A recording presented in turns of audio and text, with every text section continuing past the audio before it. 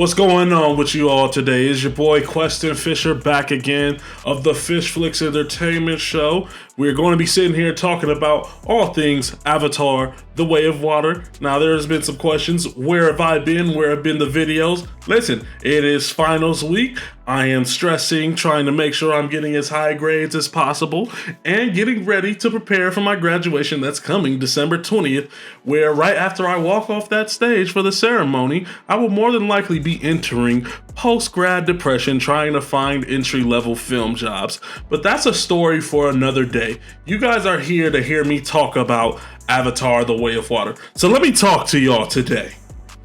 Here we are. It has been 13 years since we have seen Jake, Zoe, Neteyri, and the world of Pandora in this Avatar universe. And I'm gonna just come straight right off the bat with this. I have been known for years amongst all my peers, colleagues, and friends.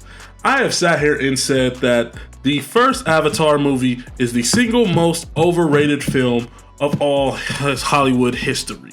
I have been knowingly saying that. So as years and years go by, when we were supposed to get this Avatar sequel, I just sat there. I started not to care as much. I'm like, nobody cares about Avatar. Yes. I was one of those ones. I was doubting James Cameron. And it's just because it's like, listen, we were supposed to get this film damn near 5 years ago. And here we are. It is 2022. And we are just now getting the sequel to a film that came out 13 years ago. And understandably so, after watching this film, why it took so long for this film to be released. And I'm gonna just say straight off the bat right here to Mr. James Cameron, man, I'm sorry. I want to issue you an apology. I wasn't too familiar with your game. I owe you an apology. I wasn't really familiar with your game and how you travel. Man, you're casual. Avatar: The Way of Water is the single most visually satisfying film I have ever seen. This film, from a technological standpoint, visually with all the visuals all throughout in the world of Pandora and the avatars, this is the most visually breathtaking film I have ever seen on the big screen ever. What James Cameron was able to craft and put together in this film is astonishing, because after all these years, and why it took so long for us to finally get this sequel, is because this man, he was out there creating new technology in order to pull off this film. And not too long ago, I watched the first Avatar when it was released in theaters, and they did the remastered 4K, 3D, and Dolby format. I rewatched it just for my personal reasons, like, okay, I'm getting ready for Avatar, so we might as well see what this is hidden for. And going back and watching that first Avatar film when I did a few months ago, it had me look at the film a little different, like, the Avatar stories, let's just call a spade a spade. We've seen this story before in film. Dances with Wolves. Oh, this guy, this human guy, he sees and he joins this alien civilization. He learns of their ways, adopts their ways, and wants to become one of them and protect the people. Wow, we have never heard something like that before in a film. Wow, the most original story we've ever seen. Yeah, that's not the point of these Avatar movies, from what I finally learned and expanded my mind about, is that James Cameron, he's going to make a story as simple as it needs to be. He's going to write it good, direct the shit out of the film. And what he's really going to do to really get us engaged and to make us feel something as an audience is with the visual masterpiece that is with these Avatar films. Because James Cameron has spent 13 years making this Avatar sequel. 13 years! I want you people to think about that. And all that time and effort he has put in just to master and create this new technology that stands out for Hollywood's test of time today. Because he did that with the first Avatar movie. And if you did not know, fun fact about that first Avatar movie, he wrote that film way back in the 90s. But he didn't make the film back then at that period of time was because, number one, he was doing stuff like Titanic at the time. And two, this man had the audacity and the balls to sit there and say, "Oh, the technology is not good enough for this film to work here. I got to put this off and wait some years to finally make this film." And he did it. The audacity to sit there and think you're gonna live that long, to hold a film off in the 90s like this, just so the technology can get better for this. That's insane to me. You gotta give that man his props. James Cameron is a man that we should not and cannot be doubting here any longer, because this man knows how to keep us entertained, keep us engaged, and to make us feel something. And that's what he did really well with this film, and how visually stunning it is. I'm glowing and raving about the visuals, because it's like this shit that happened on screen was unlike anything I've ever seen on the big screen before, ever. When we get to the scenes where they're eventually underwater, it made me want to go swimming. It's like, whoa, I want to go explore the ocean now. Just because it was so incredibly breathtaking. I wish I could tell you I know exactly what technology and how he crafted this together. I wish I could tell you, but I just don't. I just don't know. I don't know, man. This man, he went out there and created something. He changed the game once again with another Avatar film, and now we understand why he's taken so much long investing into these Avatar sequels, and why he wants to just make these Avatar movies, because he loves being able to create and go into this world. And it was great for us to be back in Pandora once again. The Pandora craze is going crazy all over again. Now I've been talking about the visuals, talking about James Cameron, this and that, all that, but I know you guys want more of a review, so let me go back to the review. What the story of this film is, Neteyri and Jake, 13 years since we've seen these characters, and now they have expanded. They have built upon a family. Some they've birthed on their own, some that they've adopted. One of them is a human little kid named Spider, who was his character was hit and miss throughout. It's like I enjoyed him in some parts, but then I couldn't stand his ass in other parts of the film, just because of some of the actions that define him and what his journey is for this film. He didn't 100% have me locked into the film, but he was serviceable for this film. That's what I'll say. He was serviceable. Neteyri and Jake here once again.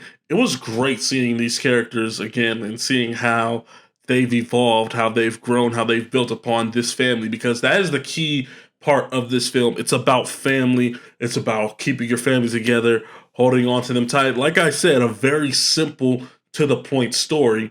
And then, of course, throughout this film, we got the humans. They're coming back. They're wanting to obtain this new source to help save the Earth. And with James Cameron, he has some social messages in regards to global warming and saving the Earth, keeping the Earth clean and whatnot. And we see with this film and with the human characters, which is shocking enough, we can't stand a lot of their ass of what they're trying to do, going out to invade, take over, control Pandora pretty much, and destroy how the beauty of Pandora for their own.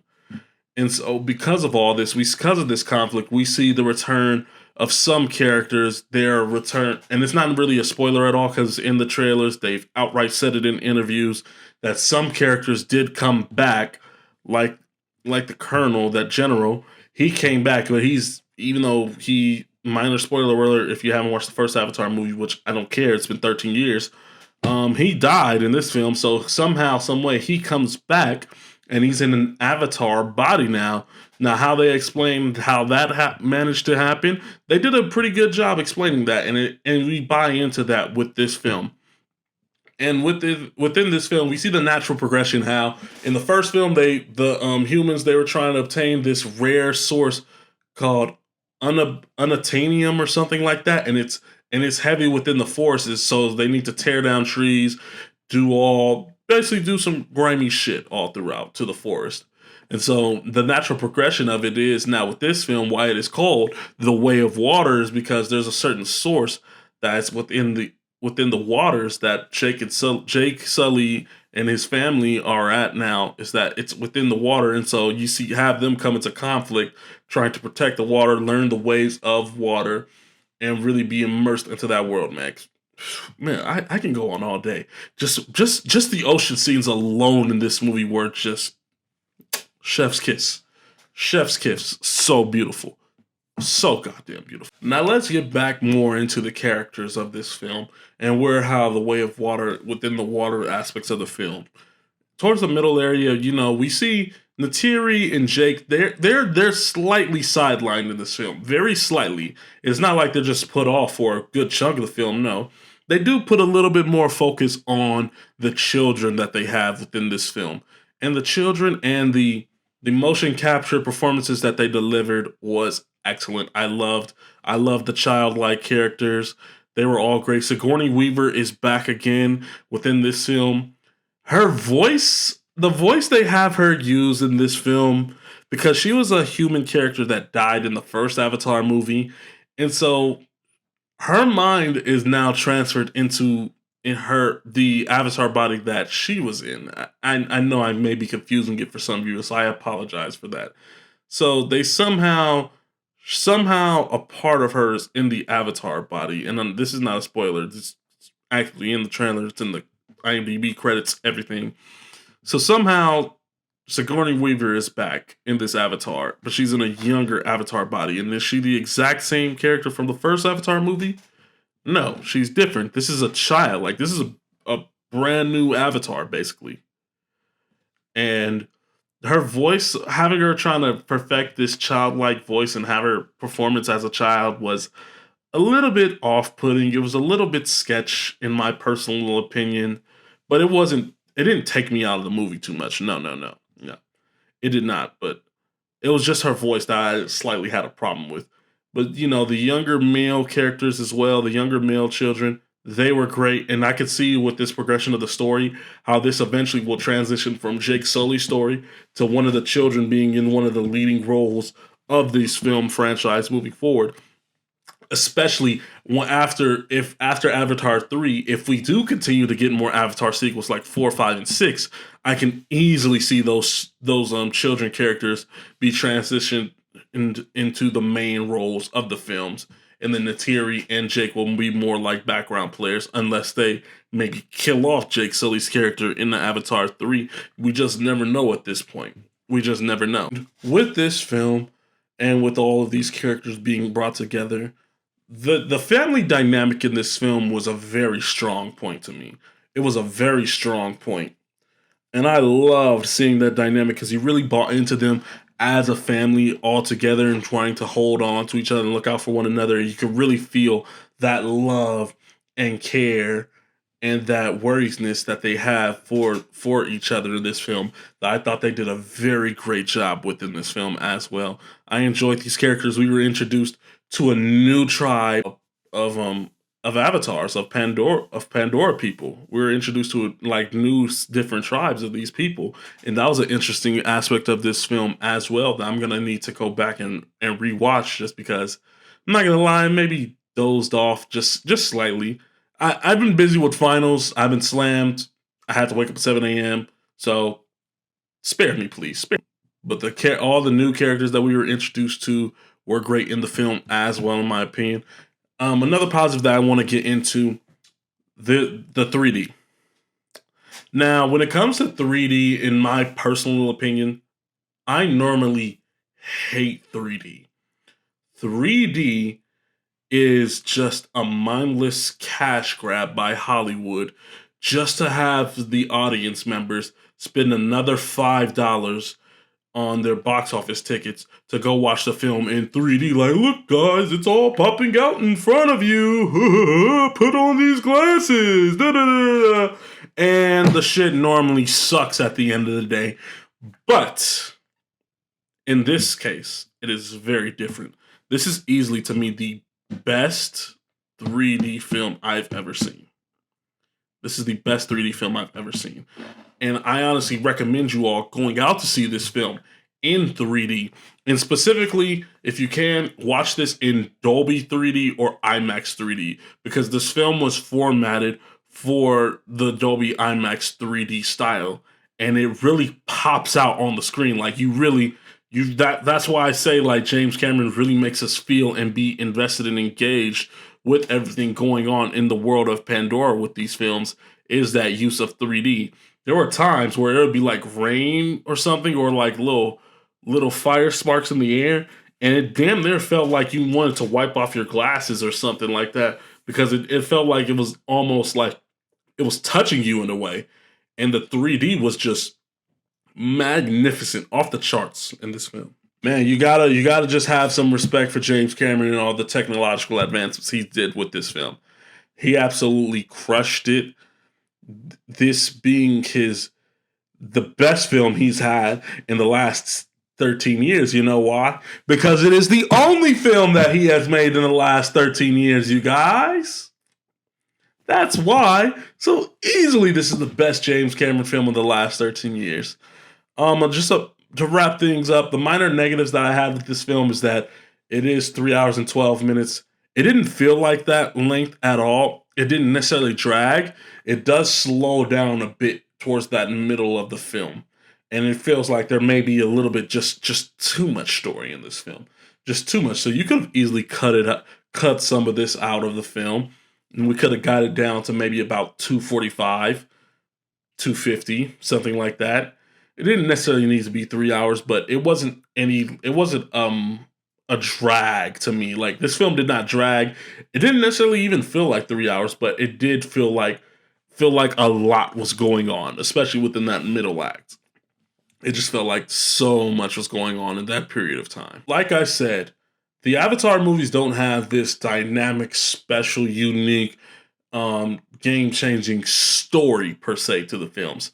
They're very simple, they're very to the point, and it's really the world and the visuals that really is what gets you invested into these Avatar movies, as this is a visually stunning, it is a visual masterpiece, it's a visual epic. And that last act, that last final battle action sequence, whew, you really felt it. It was phenomenal. And another thing too, like, I'm talking a lot about the technological things, as I don't want to miss out on certain things, is that what they did when filming this film is that they had alternating frame rates go on all throughout the film, throughout certain sequences, because the normal standard within Hollywood digital filmmaking is 24 frames per second. This film is in its entirety pretty much was 48 frames per second. And for some people that can be a bit nauseating, because it can seem like so much is going on so fast, all throughout. But it worked with this film in particular, and especially in regards to the 3D going on at this film, especially watching it in Dolby. I thought it worked out. There was some sequences where it's like, where the shot and sequences would be going on, and it's kind of like a wide shot of what all is going on in it. And it kind of looked a little bit like video game-ish to me. And I immediately thought of stuff like the Guardians of the Galaxy on PS5, or any other like Halo on Xbox, stuff like that. It did kind of get a tad bit too video game-ish looking during some segments of it. But I didn't mind that at all. Personally, I did not mind it. But it was very interesting to see how he filmed and got all these action sequences pulled off with the alternating frame rate, moving it from the standard to the high 48, and it really looked beautiful on screen. It really, really did, man. And I can go on all day about the visuals of this film. Did it necessarily have me emotionally tied into the film per se, like really like emotionally like engaged? Yeah, not necessarily. I wouldn't say I was emotionally engaged with the film as much, but I was engaged just of this world, and how just, the facial expressions, the hands, the sky, the scenery, the water again, I cannot say enough about the film. And it really does show and preserve, like with this year in particular, how going out and watching these films in a theater matters greatly. sitting in a theater watching this film matters greatly, because you wouldn't be able to get this same type of experience if you were just to sit here, watch it at home, pull it up on your streamer or on your Fire Sticks. Just, yep, we're gonna put it on the TV today. No, it does not hit the same in particular, in my honest opinion. So I highly recommend you all go out and watch this film in a big theater in Dolby IMAX 3D. This is the rare time that I'm gonna actually recommend 3D for a film. This is very rare, so that's how serious this is right here when it comes to this 3D stuff. But overall, I did really enjoy this film. I enjoyed the hell out of it. Damn near loved it. James Cameron is a masterclass when it comes to visual storytelling. It was great to be back into the world of Pandora as well, and seeing all the visual techniques that James Cameron had brought forth onto this film and putting it all together. And we see his 13 years of work put on display here with Avatar: The Way of Water. And that is why I'm going to sit here, and on the fish scale, I'm going to give this film, Avatar: The Way of Water, a 4.25 out of 5 on the scale. That's how damn great this film was to me, and I absolutely enjoyed the hell out of it. I'm not going to watch this film too many more times in theaters, because 3 hours is a good chunk of my time, and I'm going to need a little bit of that time, I really am. And hopefully, I'm down for another Avatar sequel. I can't wait to see what they do in Avatar 3. Hopefully it doesn't take another 13 years. I could see this film being pushed off by a year or something like that, just in case, because of what James Cameron wants to do. I heard he has like a 9-hour cut of Avatar 3 already filmed, and that he wants to put the visuals all onto the film first before cutting it down together and editing it.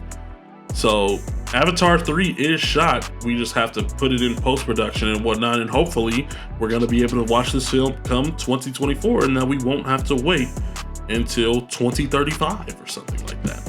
Who knows, man? We might be seeing Avatar films for the next decade, and you know what? After what James Cameron did with this film, I'm all for it. All for it. But thank you guys so much for being here with me today. Thank you all for your patience, waiting on for my new videos, new uploads. I'm finally going to have a lot more free time on my hands when it comes to making more content for you guys, as I'm graduating from college soon. Might make a video in regards to that, just talking about certain things in regards to film. But overall, you guys, thank you so much for being here with me today. Click that subscribe button down below and like the video for me, as it helps very much to a great deal. And I'll see y'all on the other side. I cannot wait to be talking more movies, TV, and pro wrestling with you guys. So I'll see y'all all down the line. And yeah, that's a wrap, folks. See you later.